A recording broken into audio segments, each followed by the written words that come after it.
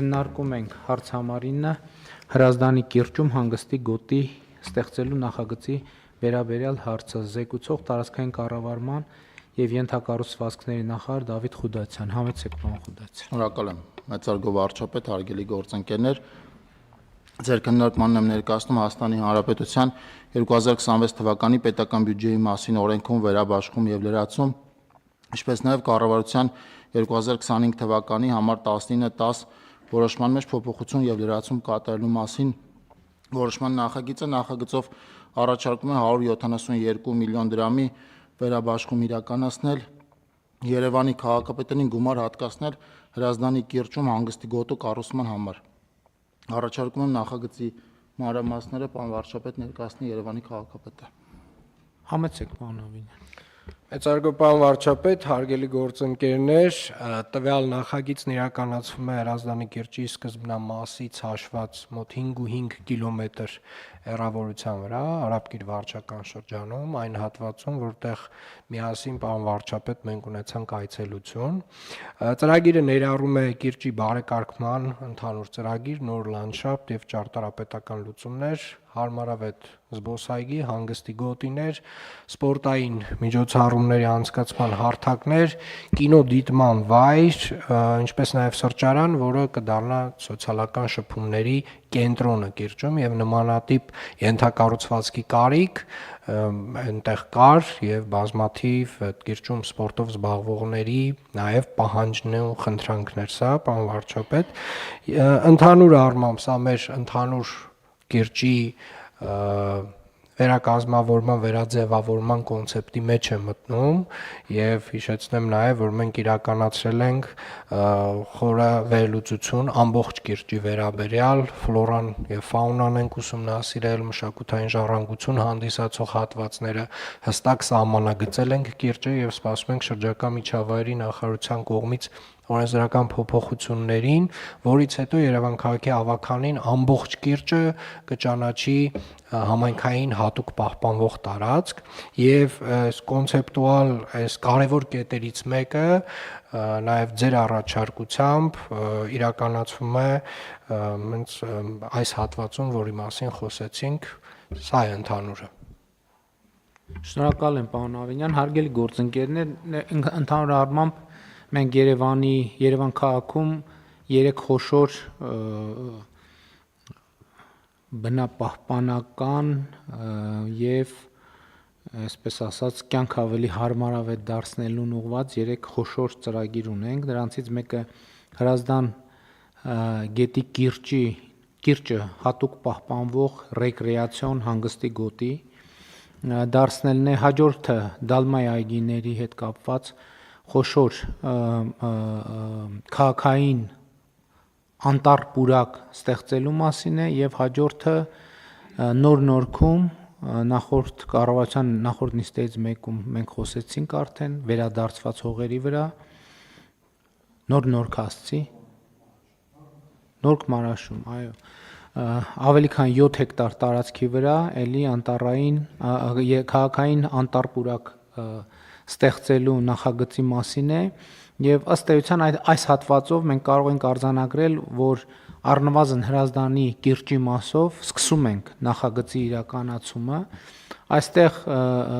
կարևոր է նաեւ այն, որ տվյալ հատվածը ինքը արդեն ապրում է որպես այդպիսին։ Այսինքն եւ հատկապես շաբաթ-կիրակի օրերին, նաեւ աշխատանքային օրերին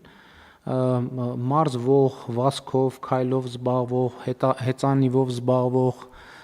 ձկնորսությամբ զբաղվող մեր քաղաքացիները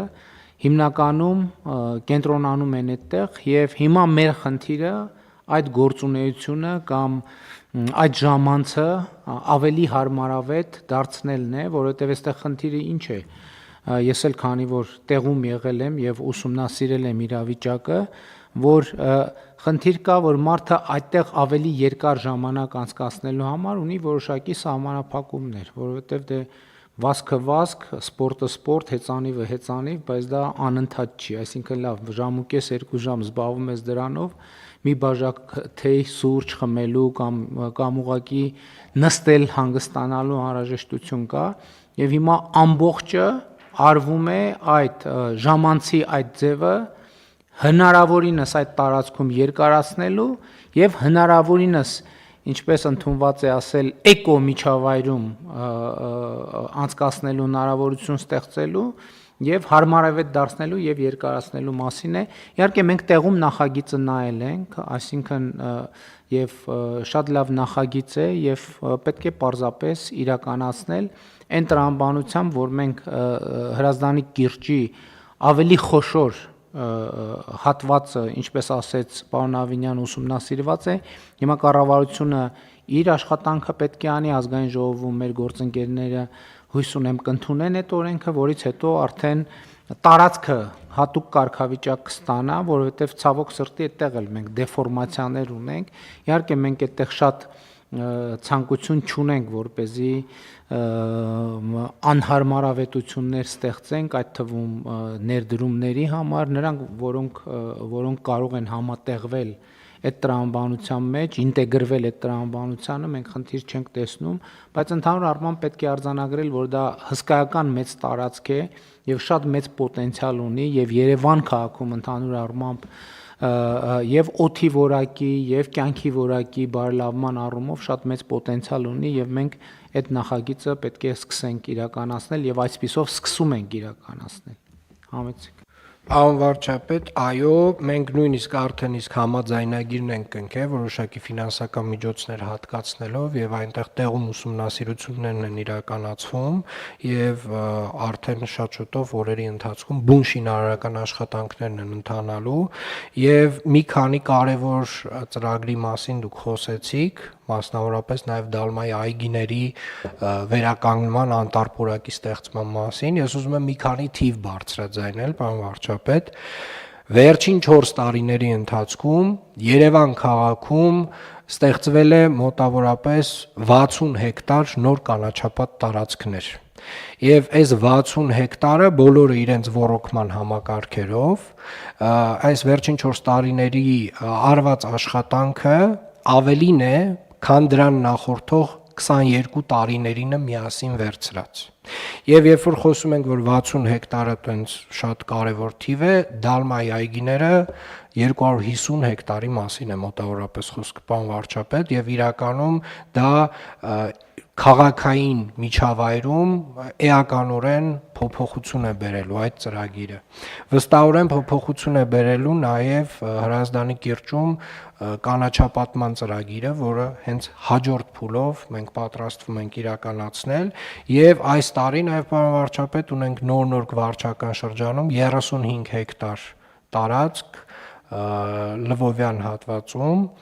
որը որ նույնպես կանաչապատ տարածք է դառնալու, այսինքն կանաչապատման process-ը Երևան քաղաքում դուք արդեն նշեցիք նաև Նորք Մարաշը եւ ուզում եմ ասել տեմպերը եւ ծավալները էականորեն ավելանում են եւ ժամանակի ընթացած ել ավելի մեծ եւ ամբիցիոզ ծրագրեր են իրականացնում։ Պարոն Ավինյան, տեսեք, դուք խոսում եք 60 հեկտարի մասին, ինչը իհարկե հենց ինքնին արդեն ցանկացած քաղաքի համար շատ շոշափելի տարածք է։ Ես իհարկե վստահ չեմ, որ իմ news feed-ի կարգաբերումները ամենադիպուկն են, բայց իհարկե շատ ուրախալի է եւ դա նկատելի է, որ մենք տարածքներում տարբեր վարչական շրջաններում բակեր ենք ազատում ուղղակի այդ մեզ հայտնի ցանկապատային տրամաբանությունից, բայց ես վստահ չեմ, որ հետո այդ դրանից արդյունքում այդ ապամոնտաժված ցանկապատների տեղում ինչ ունեցանք, վստահ չեմ, որ գոնե իմ news feed-ում պատշաճ ձևով լուսաբանվում է, որովհետև իհարկե քայլելի շրջելիս տեսնում ենք եւ նաեւ այսօրվա լրատվական միջավայրը հաշվի առնելով կարծում եմ մենք ավելի շատ ջանք պետք է գործադրենք այդ ամեն ինչը ցույց տալու համար, չնայած իհարկե տեղում մարդիկ տեսնում են եւ գոնե Երևանի տարբեր վարչական շրջանների մեր հանդիպումները եւ այլն այդ արձագանքը ցույց են տալիս եւ իհարկե այս process-ը անշուշտ պետք է շարունակվի, խաղահրապարակներ, իմիջիայլոց երեխաների արձագանքն ենք տեսնում եւ ամենուր իմիջիայլոց կա նաև շատ հետաքրքիր միտում, ենթադրում եմ Երևանում եւ նաև այլ համայնքներում, օրինակ ինձ համար ամենամեծ զարմացնող եւ հաճելի նորությունը այն է, երբ որ մեր տարբեր համայնքների ղեկավարները ասում են, դե գիտեք, բնակիչների հետ պայմանավորվել ենք, այս բաները, ստեղի այս ինքնական ավտոտնակները ապամոնտաժելու ենք եւ այգի ենք կառուցելու։ Այն օրն էլ իհարկե ուղիղ եթերում է տեղի ունեցել խոսակցությունը, բայց ասում եմ,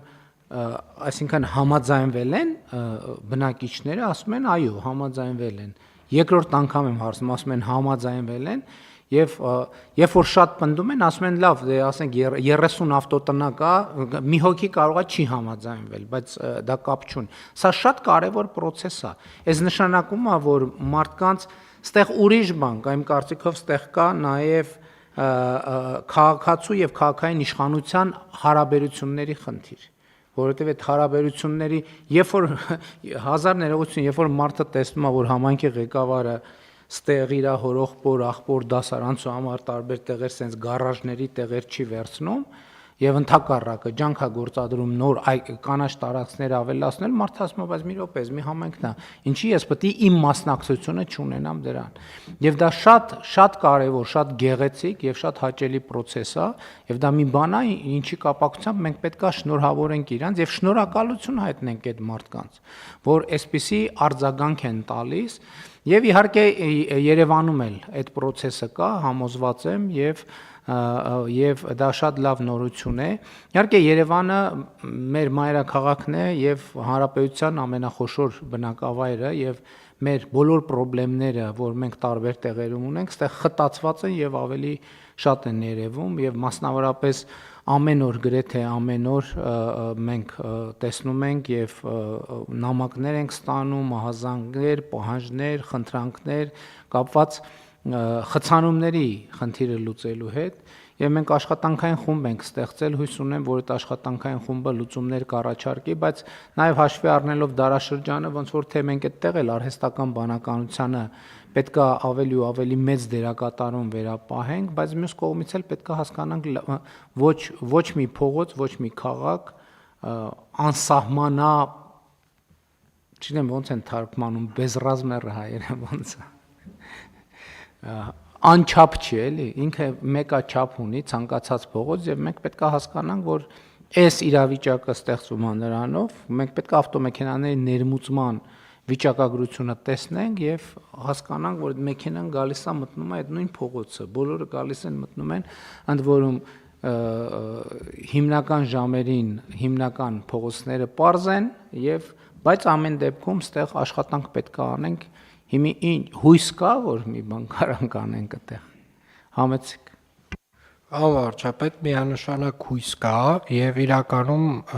մենք շատ շուտով կոմիտեի նիստով եւ նաեւ կառավարության հաջորդ նիստով հուսանք կքննարկենք Երևանի թիմն օրենքը, որտեղ որ ունենք նոր կարգավորումներ, մասնավորապես օրինազանց վարորդների եւ ավտոմեքենաների կայանման սխալ վայրերում կազմակերպելու դեպքում, այսպես ասած, այդ քարշակ ծառայությունը արտապատվիրակելու հնարավորություն ենք ստեղծում եւ իրականում երկու կոմպոնենտ կա, 3 կոմպոնենտ կա մեր ընդհանուր խցանումների հետ կապված։ Առաջին կոմպոնենտը միանշանակ ավտոմեքենաների քանակն է։ Միայն Երևան քաղաքում տարեկան մոտավորապես 12000 ավտոմեքենա է գրանցվում եւ բոլորը մտնում են երթևեկության մաս են դառնում եւ նաեւ հարակից մարզերից էլ նույնպես ավտոմեքենաները այդ թիվը չեմ բարձրաձայնում, մոտ մի այդքան էլ հարակից մարզերում է տեղի ունենում։ Երկրորդ կոմպոնենտը իրականում մեր վարելու պրակտիկան է։ Ինչքան էլ որ դա տարօրինակ չէ, այնուամենայնիվ մենք մեր շատ խցանումներ առաջանում են, որովհետև օրինակի համար վերջի վայրկյանին ընդեղին լույսի տակով անցած մարդը գնում է եւ կանգնում է խաչմերուկի մեջտեղում եւ դա էական մեծ դեր ունի, այսինքն մեր վարելու պրակտիկայում մենք բազմաթիվ խնդիրներ ունենք եւ երրորդը արդեն ձեր ասած լուծումներն են, որոնք որ կարող են այս երկու խնդիրների ինչ որ տրամաբանությամբ լուծումների դեպքում էականորեն մեղմել իրավիճակը եւ մեր տեսլականը գլոբալ առումով այն է, որ Երևան քաղաքում պետք է գերակայի հանրային տրանսպորտը պետք է ունենա առանձնացված գծեր, հանրային տրանսպորտը պետք է լինի ամենահարմարավետ միջոցը քաղաքով տեղաշարժվելու համար եւ նաեւ կառավարությունը տեղել ջանք չի խնայում։ Ուզում եմ տեղեկացնել պարոն վարչապետ, որ 45 տրոլեյբուսները, որոնք որ ձեր հանձնարարականով եւ կառավարության ֆինանսավորմամբ Երևան քաղաքը ստանում է, մի փոքր ուշանալու են կապված Իրանում իրավիճակի հետ, բայց մայիսի կեսերին 45 տրոլեյբուսները կհասնեն Երևան։ Շատ լավ, դե այստեղ իհարկե մենք պետք է հիշենք նաև մետրոյի մեր ծրագրերի հետ կապված, ընդ որում սա շատ խոշոր նախագիծ է Հայաստանի համար, եկեք արձանագրենք, որ վերջին 30 տարում Հայաստանի Հանրապետությունում մետրոյի ոչ մի նոր կայարան չի ստեղծվել եւ շահագործման չի հանձնվել, եւ սա էլի շատ մեծ նախագիծ է, բայց որ այդ նախագիծը իրականացվելու է, այդտեղ երկու կարծիք չկա։ Եվ էլի եմ ասում, այդտեղ մեր բանի տեմպերի մասին մեր պատկերացումները էլի շատ մի քիչ բան են։ Մի քիչ իհարկե պարզա որ ժամկետները մենք բոլորս ուզում ենք հնարավորինս կարճ լինի, բայց այնուամենայնիվ մանավանդ այն հատվածներում, որտեղ մենք կամ գիտելիք ենք կորցրել կամ հմտությունները որոշակիորեն բան են եղել, չեն օգտագործվել, հղկված չեն բավարար չափով, դա ժամանակ վերցնելու է, բայց մենք այդ ճանապարհով գնալու ենք, ընդ որում Աջափնյակ կայարանի թեման ինքը առանձին վերցրած թեմա չէ։ Մեր ռազմավարական մտածածն այն է, որ ի վերջո մետրոն շրջանաձև տեսք պետք է ստանա, ինչի արդյունքում նաև ըստ ամենայնի երթևեկության տրամաբանությունները կփոխվեն եւ արդյունավետությունները կմեծանան։ Այսինքն եթե մենք շրջանաձև երկու գիծ ունենանք, այդտեղ արդեն տրանսպորտի մասնագետները ավելի լավ խորհուրդներ կտան, այսինքն անդադ պտույտների, ընդ որում հանդիպակաց պտույտների միջոցով հնարավոր է որ շատ ավելի մեծ էֆեկտներ ունենանք, քան մինչև այս տեսել ենք։ Եվ այդպես շարունակ մենք էլի ուրիշ նախագծեր ունենք կապված Զվարթնոց օդանավակայանից դեպի Երևան եկող եւ այլն։ Ի վերջո, պարոն Խաչատրյան, էլի այն օրը բանում Մալացիա Սեբաստիա վարչական շրջանում քաղաքացիները էլի հիշեցրին Հյուս Սարաֆի այդ կտորի այդ դատի, ես էլ ասեցի, որ մենք զբաղվում ենք դրանով, հույս ունեմ, այդտեղ էլ հույս ունենք, հա։